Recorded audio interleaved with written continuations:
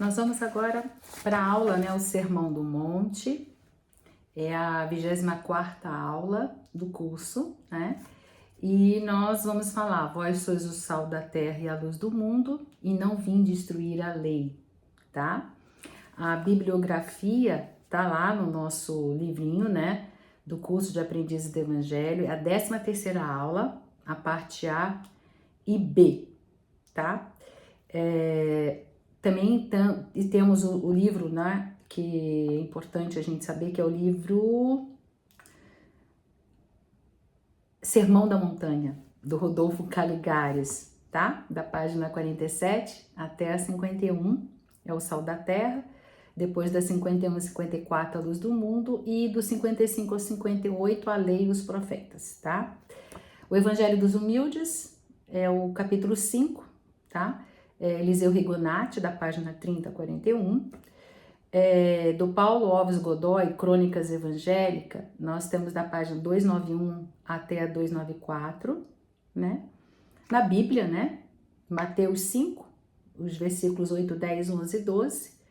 E tem um livro Em Busca do Mestre, Vinícius, né? O pseudônimo de Pedro Camargo, é um livrinho da Federação Espírita de São Paulo, tá?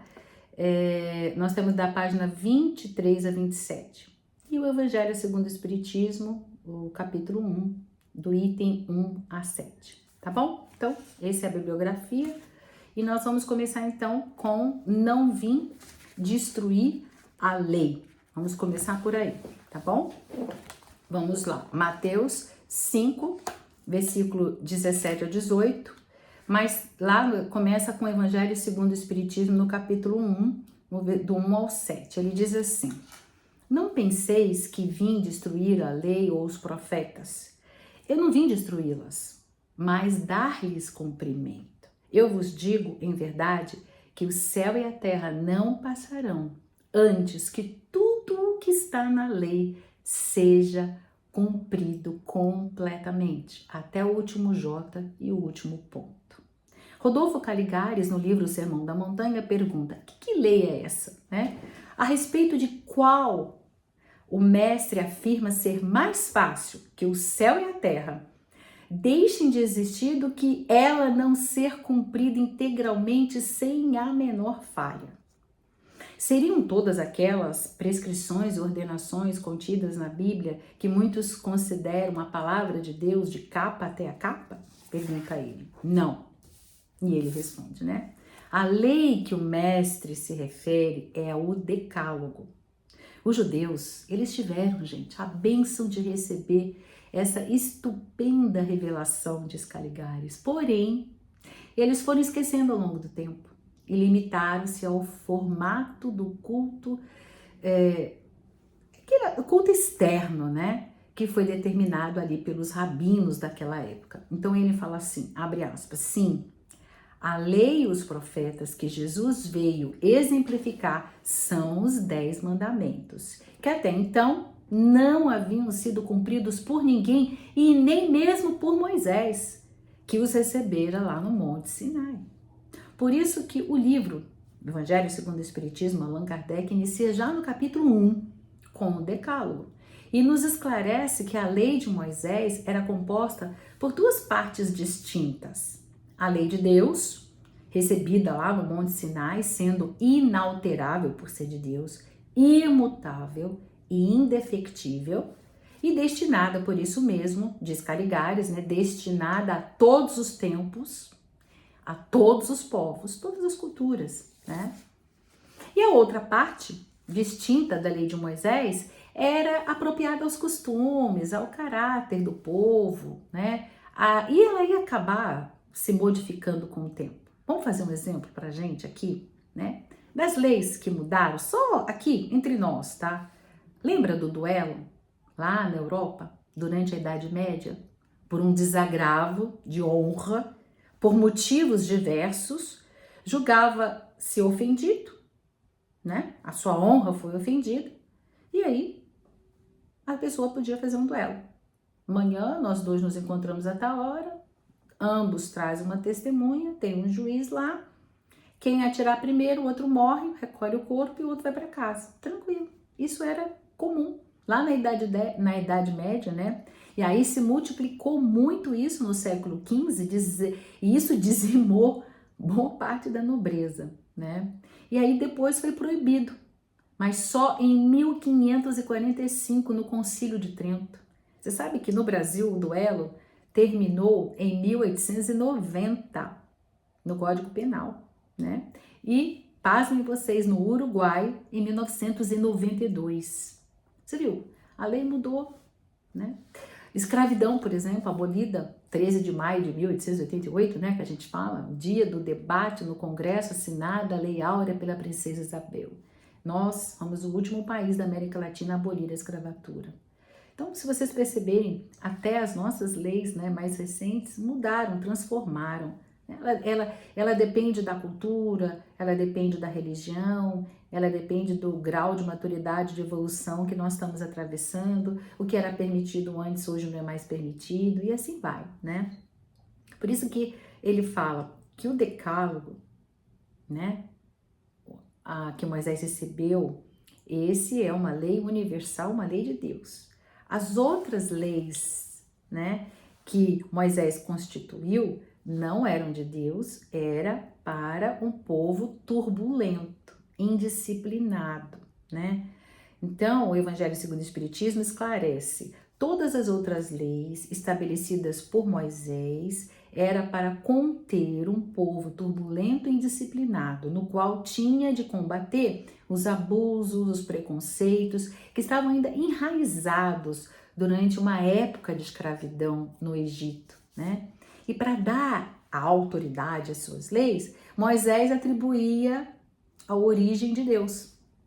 Mas apenas ele deixava para nós uma ideia de um Deus terrível, né? E só essa ideia de um Deus terrível que podia impressionar os homens ignorantes que ainda não eram muito desenvolvidos na época.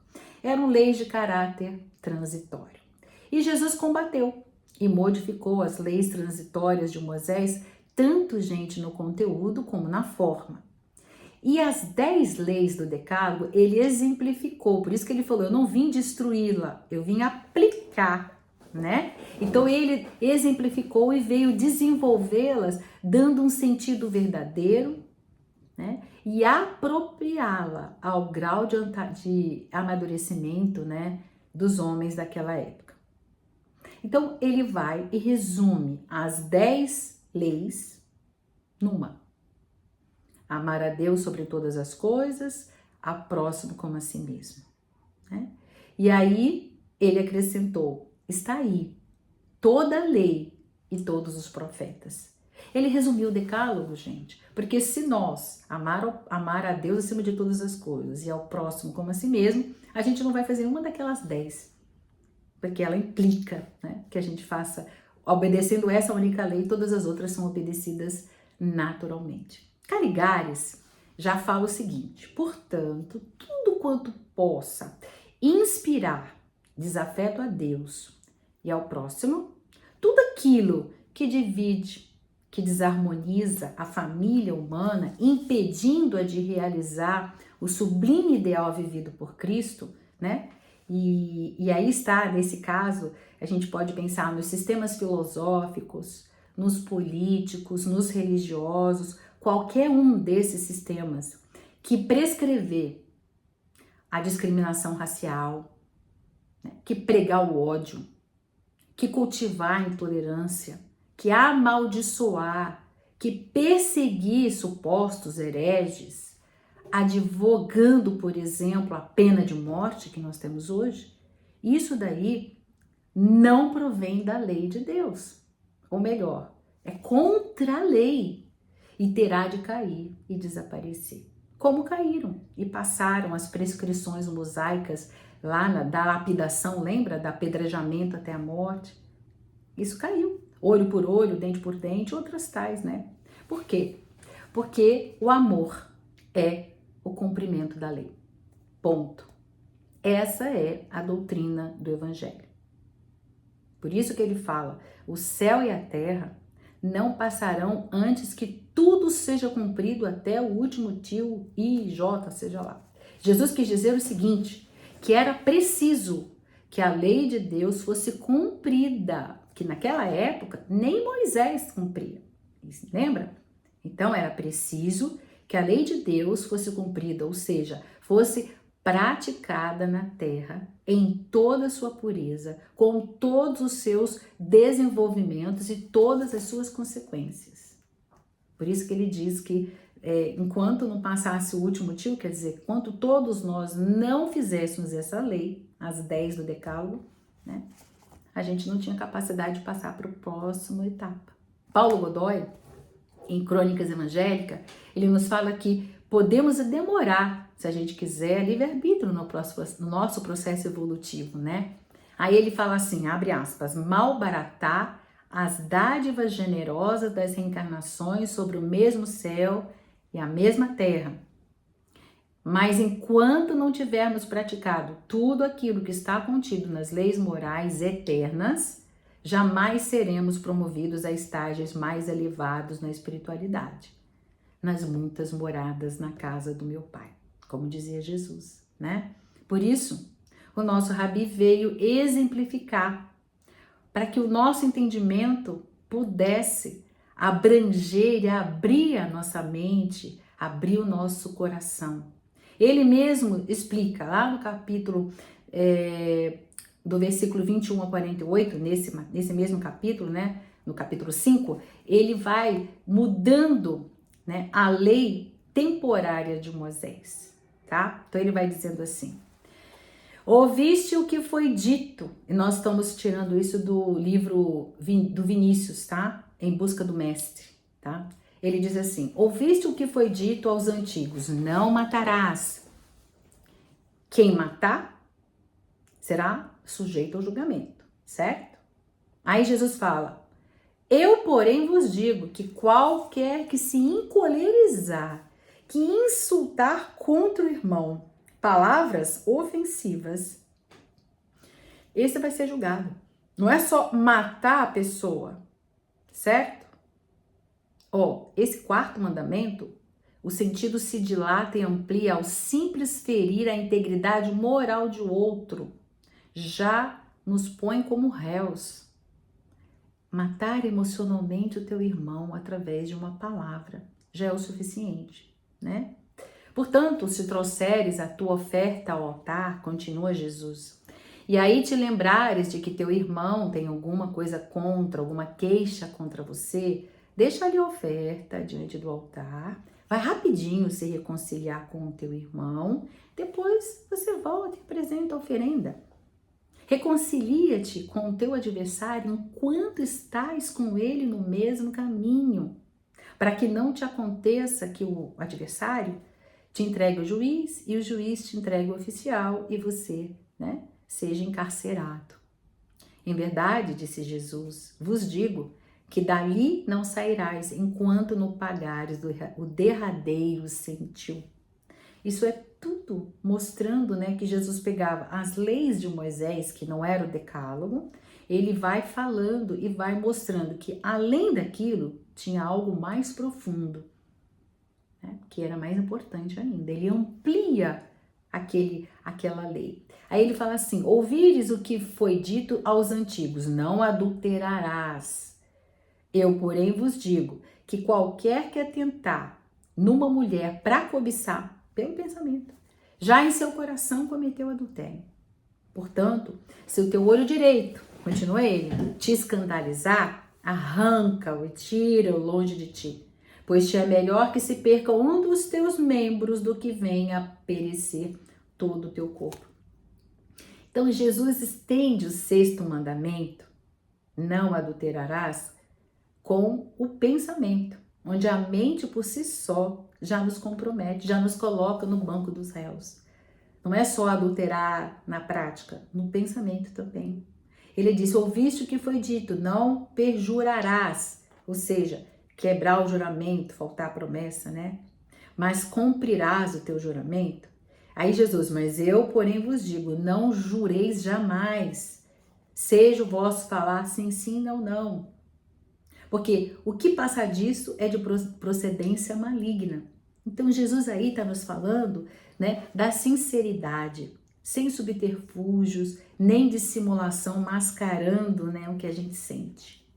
Aí continua Jesus: ouviste o que foi dito, olho por olho, dente por dente. Eu, porém, vos digo, que não resistas ao mal. Se vos baterem a face direita, oferece-lhe também a outra, né? Se quiser tirar-vos o vestido, dá também a capa. Se te forçarem a andar 1 milha, caminhai com ele 2. Gente, é tão claro esses conceitos sobre o assunto que dispensa até comentários, né? Disse Vinícius. Continuemos. Agora nós vamos falar sobre vós sois a luz do mundo, certo? Muito bem. Rodolfo Caligares está em Mateus 14,16, tá?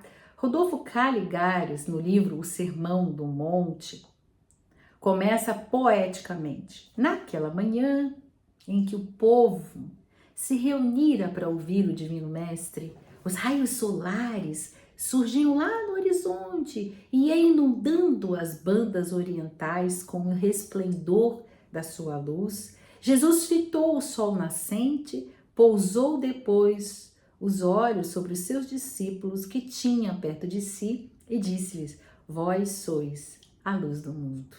Gente, a função da luz, diz Vinícius no livro Em Torno do Mestre, é alumiar. E alumiar é revelar o que se estava oculto. A missão da luz é clarear caminhos e a sua mensagem é segurança, conforto, alegria, tranquilizando aqueles à sua volta. Quando a gente está no escuro e a gente tem uma lanterna e a gente está colocando a lanterna no chão, a gente fica se sentindo seguro mesmo.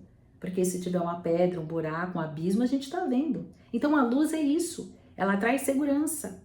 Alegria, porque nós estamos caminhando para frente, não paramos, né? Estamos tranquilos, porque nós sabemos que estamos andando com segurança. E é isso. É por isso que o Vinícius diz que a missão da luz é clarear, né? Ou seja, trazer aqueles que estão à nossa volta essa segurança, essa alegria, na noite, na escuridão, na hora que tudo se faz sombra, você é a luz. Você traz o conforto, a segurança, né? E a luz, diz ele, não argumenta. Diz Emmanuel, né, em Fonte Viva. A luz esclarece, socorre, ajuda e ilumina. Não pergunta por que da escuridão, né? E sim, ela vai esclarecer. Ela vai ajudar. Ela não fica se perguntando se devo ou não devo. Será que eu acendo a luz? Será que eu não acendo? Será que eu falo? Será que eu não falo? Será que eu ajudo? Será que eu não ajudo? Será que merece ser ajudado? Né? A luz, ela não argumenta. Ela esclarece, socorre, ajuda e ilumina. E, gente, quem acende uma luz é o primeiro a se beneficiar com a claridade. É G.K. Chesterton que fala isso, né? Quem acende uma luz é o primeiro a se beneficiar com a claridade. E saber é uma luz que liberta.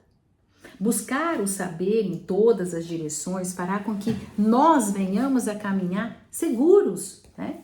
Buscar o saber faz com que as pessoas que caminham conosco possam também caminhar em luz. Só que, habitualmente, a gente esquece do saber espiritual, né?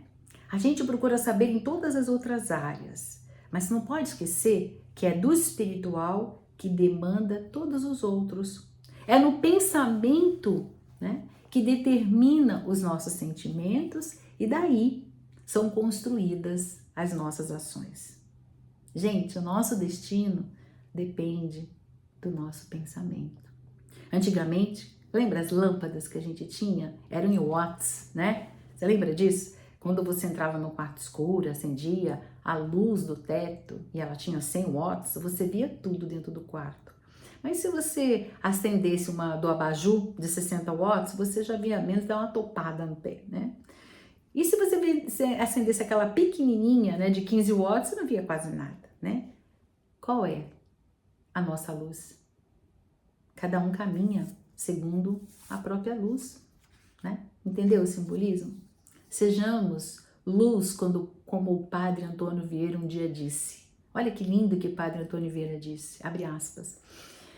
Há homens que são como velas, sacrificam-se queimando-se para dar luz aos outros.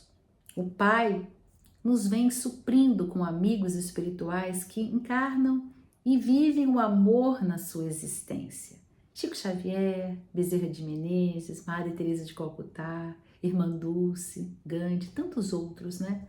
É como se Deus estivesse lá de cima irradiando luz em intervalos para nos lembrar, né, que nós também podemos ser luz como eles, que vieram exemplificar. A luz nem sempre ilumina o caminho, não. Algumas vezes ela só nos convida ao caminho. Ela está lá e ela está nos convidando àquele caminho. Então, nós podemos convidar ao caminho do amor toda vez que a gente brilhar através da bondade. Isso chama a atenção da pessoa. Toda vez que a gente brilhar através do perdão, toda vez que a gente brilhar através da tolerância, da compreensão, da honestidade, toda vez que a gente brilhar através da educação, do trabalho no bem, da disciplina, da obediência, toda vez que a gente brilhar através da paz, da alegria, da fidelidade, quando nós brilhamos através da justiça, da ponderação, da fraternidade, quando a gente brilha através do entendimento, da renúncia, da piedade, da fé, quando a gente brilha através da humildade, da esperança e da coragem. Percebem? Essa é a forma que nós podemos brilhar, como pede Jesus, né? Vós sois a luz do mundo, brilhando e trazendo, convidando os outros a este caminho. É indispensável a nossa disposição de doar forças à atividade incessante no bem, diz Emmanuel em Fonte Viva. Cristão sem espírito de sacrifício é lâmpada morta no santuário do Evangelho. Jesus complementa nos versículos 14 a 16 deste capítulo 5. Olha o que ele diz, abre aspas. Não se pode esconder uma cidade situada sobre o monte. Quando a cidade está lá em cima no monte, todo mundo está vendo, não tem como esconder. Você pode esconder lá embaixo no vale, mas lá em cima todos estão vendo, percebem? Então, não se pode esconder uma cidade de Jesus situada lá em cima no monte. Continua Jesus. E nem se acende uma candeia para colocá-la debaixo do alqueire, mas sobre o velador ficava na porta, né? Colocava lá em cima no velador, para que tudo, a fim de que ela dê luz a todos que estão na casa. Assim brilhe a vossa luz diante dos homens, que eles vejam as vossas boas obras e glorifiquem o vosso Pai que estais nos céus. Caligares explica o seguinte: vós sois a luz do mundo e brilha a vossa luz diante dos homens, que o sentido é nitidamente universalista, sem preconceito de nacionalidade, sem separatismo intransigente, né? Para Deus não há escolhidos e muito menos rejeitados. Toda vez que dermos as costas à luz, o que a gente vai ver no chão? A gente só verá a nossa própria sombra. Não é verdade? Então, somos luz toda vez que acendemos o amor dentro de nós e resplandecemos esse amor a todos que nós encontramos nos caminhos da nossa própria experiência evolutiva. Abre aspas. Cada discípulo, devemos contribuir com o nosso contingente pessoal de amor aos semelhantes, diz Caligares, né? Pronto, gente. As luzes foram acesas, né? Fiquemos com esse pensamento. Cego é aquele que caminha no escuro depois das luzes acesas. E agora nós vamos falar do vós sois o sal da terra e a luz do mundo. Mas eu vou terminar aqui, que deu 24 minutos, e vou abrir um outro para a gente continuar e terminar a nossa aula, tá? Abraços fraternos.